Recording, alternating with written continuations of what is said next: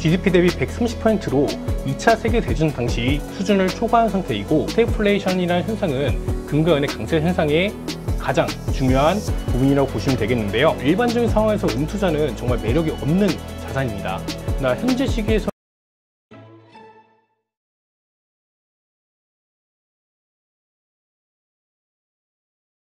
자, 현재 미국의 인플레보다 실질 금리가 높은 상황이죠. 그럼에도 불구하고 금값이 폭등하는 이유가 도대체 뭘까? 많은 분들이 좀 궁금해하는 것 같아요.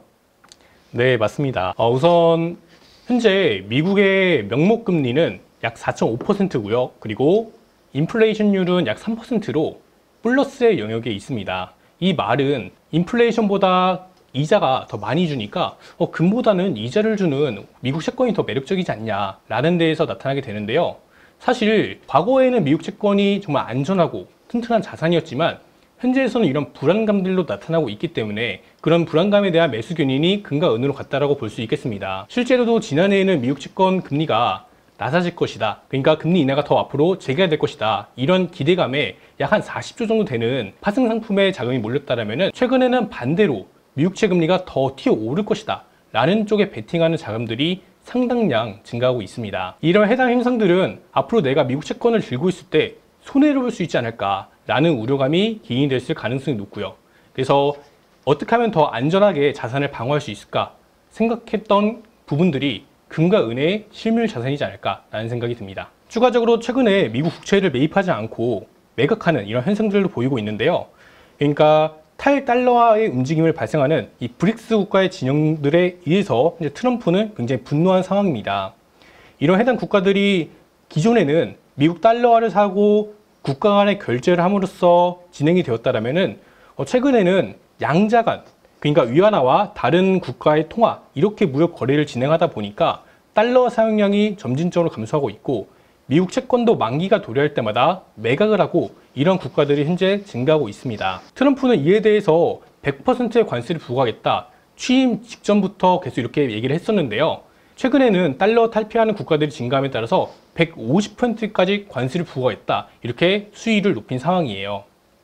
실제로 이렇게 데이터를 보면은 중국이 세계 국가들과 거래를 할 때 쓰는 화폐에서 중국 위안화가 지난 10년 가까이 약 0.3%에서 52%까지 위안화의 사용량이 증가했고요. 반면에 달러의 사용량은 84%에서 42%까지 감소한 상황입니다. 이 말은 중국이 점점 미국채를 매각을 하면서 실물 금을 사고 있고, 또 다른 국가들과의 거래를 할 때는 달러가 아니라 중국 위안화로 이렇게 거래를 하고 있다. 그리고 이에 대해서 트럼프는 정말 싫어하고 있다, 이렇게 요약을 해볼 수가 있겠습니다. 자, 그러면 요즘 미국에서 인플레이션이 다시 좀 치솟고 경기 둔화에 대한 시그널들이 나오면서 이거 혹시 스태그플레이션이 오는 거 아니야? 걱정이 좀 커지고 있단 말이에요.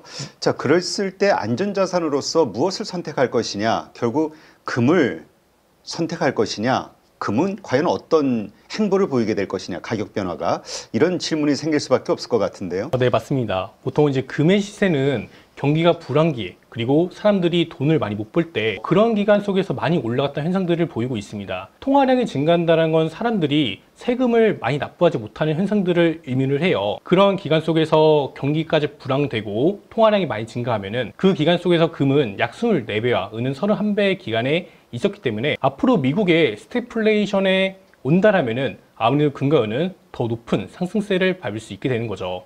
그러나 이제 스태그플레이션 중에서, 즉 경기 침체와 인플레이션이 발생하는 이런 구간으로 가는 경로 속에서 경기 침체가 발생하면은 단기적으로는 달러화에 대한 매수 선호도가 올라가기 때문에 달러화는 강세를 볼 가능성이 있고, 반대로 금과 은은 한번 기간적으로 조정의 가능성도 존재를 합니다. 그러나 큰 흐름에서 본다면은 결국 이 스태그플레이션이라는 현상은 금과 은의 강세 현상의 가장 중요한 부분이라고 보시면 되겠는데요. 현재 미국의 경제 상황을 보게 되면은 2020년도 코로나 팬데믹 이후로 유동성이 증가를 함에 따라서 이때 당시 정말 많은 돈이 발행이 되었고요. 2021년도 5월부터 물가 상승이라는 형태로 나타나게 되었어요.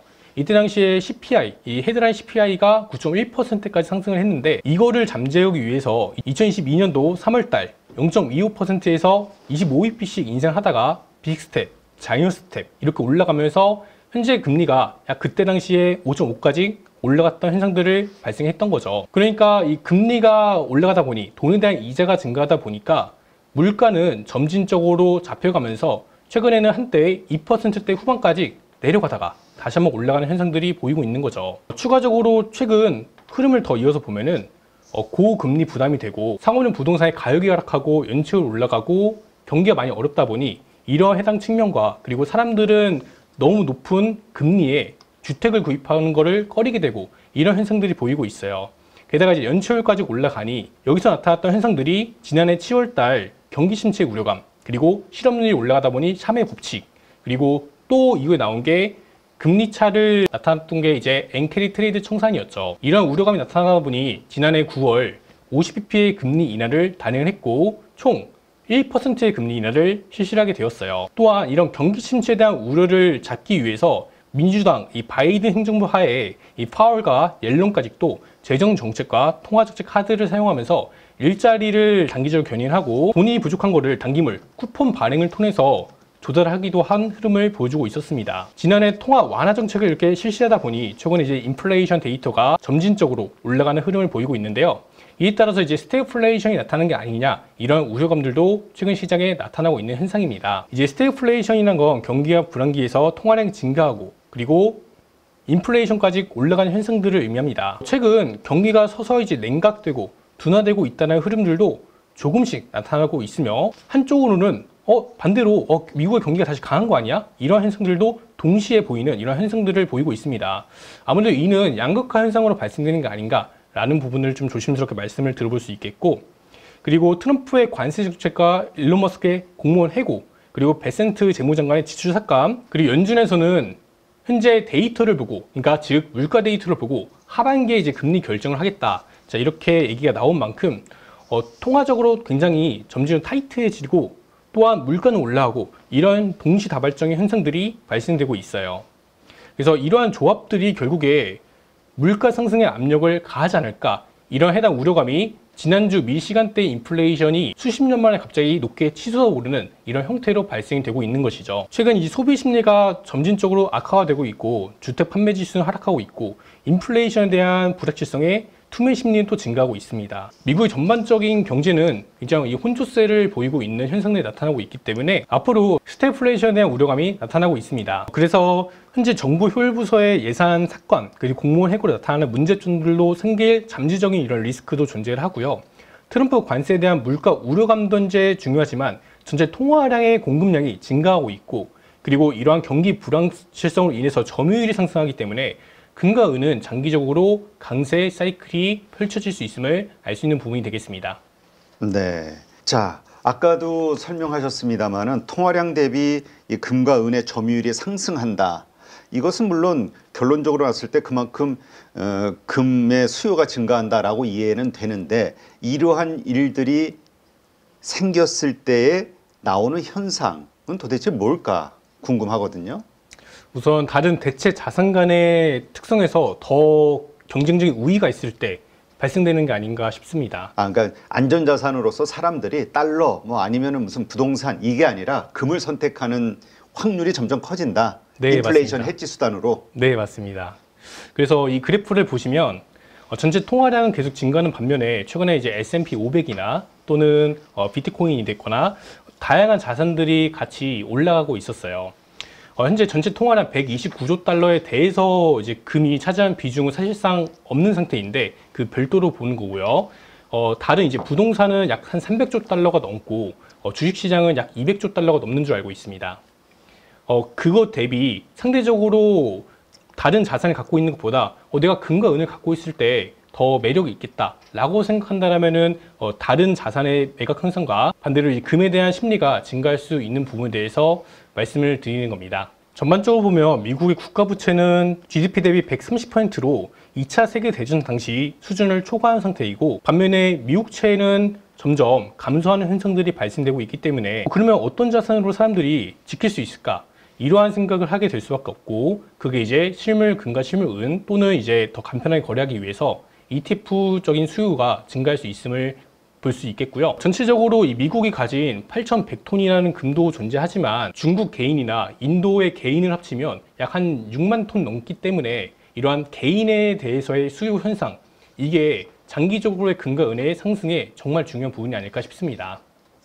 결국 통화량이 증가하고 인플레이션이 발생되면은 사람들은 돈을 어떻게 하면 더 잘 지킬 수 있을까라는 생각을 하게 되겠고, 역사적으로는 금과 은이 가장 잘 방어가 되었기 때문에 그래서 금과 은으로 수요 경이 되지 않을까 생각해 볼 수 있겠습니다. 그런데 어떤 그런 위험한 상황이 오게 되면은 사실 우리가 달러를 우선 안전자산으로 선택하는 경우들이 많았단 말이에요. 그때 코로나 때도 그랬고 그래서 달러가 폭등했었죠. 어떻습니까? 네, 장기적으로 봤을 때 GDP 대비 미국의 국가 부채가 130%를 초과했기 때문에 아무래도 달러를 갖고 있게 된다면 내가 손해 볼 수 있지 않을까, 금과 은으로서의 수요 경이 되지 않을까라는 생각입니다. 전체적으로 많은 국가들이 달러화를 탈피하고 실물 금과 은으로 매수하고 있는 현상들이 이 중국 쪽 진영에서 발생이 되고 있기 때문이고요. 그럼 우리가 한 가지 같이 살펴봐야 될 거는, 앞으로 만약에 미국이나 아니면 글로벌 경제가 많은 불안 국면에 빠져들 때는 되려 다른 통화 대비는 또 달러와 강세를 보일 수 있기 때문에 전체적으로 종합해보면 금과 은은 달러화보다는 더 강한 구매력이 있지만 다른 통화 대비 달러화는 여전히 기초 통화국이기 때문에 강세를 보이지 않을까, 이런 생각이 듭니다. 그러니까 안전자산으로서의 선택 비율은 금이 더 높겠지만 통화로 봤을 때에는 그럼에도 불구하고 모든 통화 가운데서는 달러가 가장 안전자산으로 선호를 받을 것이다. 네, 맞습니다. 이렇게 이해를 하면 되겠군요. 네. 그런데 요즘 그런 이야기 하시는 분이 있어요. 계속 말씀하신 것처럼 금에 대한 투자, 오케이, 이거는 다 인정을 하겠어. 하지만 이제 은과 관련해서 은은 상대적으로 되게 저렴하잖아요. 가격이 싸고. 그래서 은이 더 뭔가 더 상승률이 높지 않을까 기대하는 분들이 소수 있어요. 대다수는 사실 금의 더 가격 상승이 있을 거라고 믿고 있고. 근데 은에 대한 투자 매력적입니까? 네, 맞습니다. 저는 대부분의 자산을 은으로 현재 들고 있습니다. 그 중에서 현재 실물 은으로 들고 있는데요. 그 해당 이유는 은의 경우는 보통 오르지 않는 기간 속에서 되게 긴 기간 동안 횡보를 하고 가격도 부진하고 시세도 못 올라가는 그런 흐름을 보여주고 있기 때문에 일반적인 상황에서 은 투자는 정말 매력이 없는 자산입니다. 그러나 현재 시기에서는 이제 금이 보통 대세 상승하는 기간에서 금보다 은이 약 2.5배 상승을 기록을 했고요. 금 하나당 은의 교환비율로 봤을 때 현재는 1대 89 지점으로 과거 역사상 가장 좁혀졌을 때 1대 10에서 1대 39원까지 상대적으로 금에 비해서 은이 더 저렴하다 볼 수 있겠습니다. 그래서 금도 물론 너무 좋지만 최근에 금의 강세가 두드러지게 나타났기 때문에 단기적으로는 은이 더 많이 각광받지 않을까라는 생각이 들고, 이번 슈퍼사이클 기간 내에서는 금보다는 은이 조금 더 강세 현상이 나타날 가능성이 있다고 생각이 듭니다. 금은 산업용 수요가 약 10%밖에 차지하지 않는 반면에 은의 경우는 산업용 수요가 전체에서 절반 가까이 차지하게 되는데요. 최근 4차 산업혁명에 따라서 AI와 로봇 관련돼서 은의 사용량도 점진적으로 증가할 예상이 되어 있고, 투자적인 수요 또한 금이 많이 올랐기 때문에 따라서 올라가는 그런 수요가 붙을 가능성이 있다고 생각이 듭니다. 네.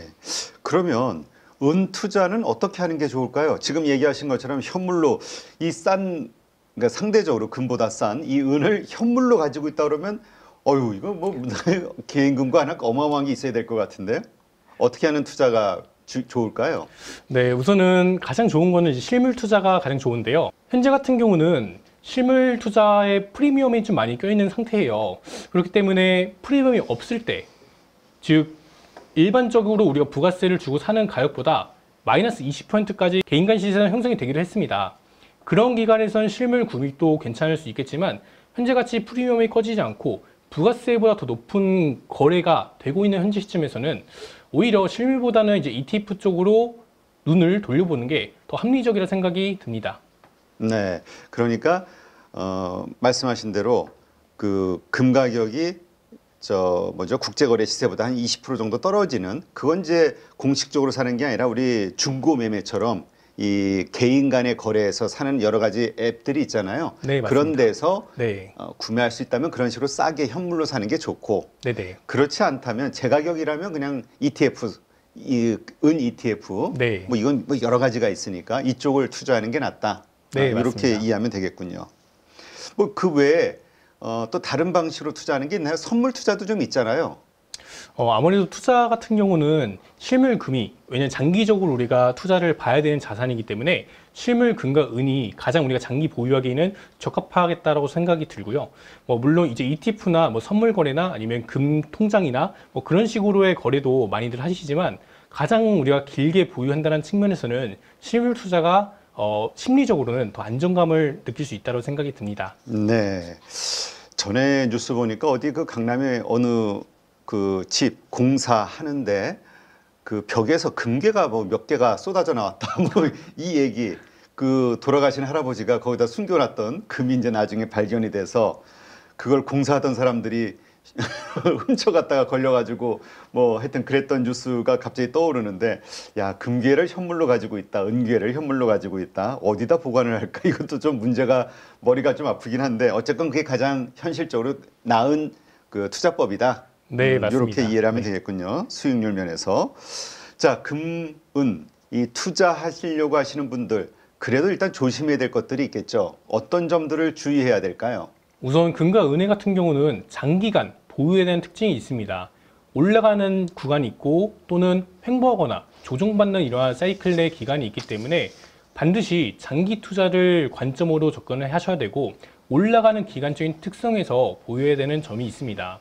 그러나 현재처럼 단기적으로 많은 이런 관심들을 보이고 심지어 국내는 프리미엄이 많이 껴 있어요. 이럴 때는 한 발짝 우리가 물러나서 신규적인 투자는 조심하는 게 좋지 않을까라는 생각이 들고, 기다리다 보면은 다시 한번 더 좋은 구간이 온다고 생각하기 때문에 만약 이게 나는 아예 없는데 구입을 망설여지신다라면은 일정 비중 조금씩 추가하면서 현금성 자산과 금과 은을 같이 긴 흐름에서 최소한 1년을 바라보고 매수하는 거에 좋지 않을까라는 생각이 듭니다. 네, 알겠습니다. 네, 이렇게 해서 실제로 금과 은 투자도 같이 하시는 권재일 대표 모시고 말씀을 들어봤는데요. 네, 아까도 여러 번 말씀드렸습니다만 금 투자, 모든 투자가 그렇게 쉽다면 누구나 다 돈 벌 수 있겠죠. 가지고 있는 위험성 또 리스크 요인들을 잘 한번 살펴보시고 어떻게 투자하는 게 현명한 투자일까 고민하신 후에 그 다음에 신중한 결정 하시기 바랍니다. 이제까지 권재일 대표와 함께 했고요. 좋은 인사이트 고맙습니다. 네, 감사합니다.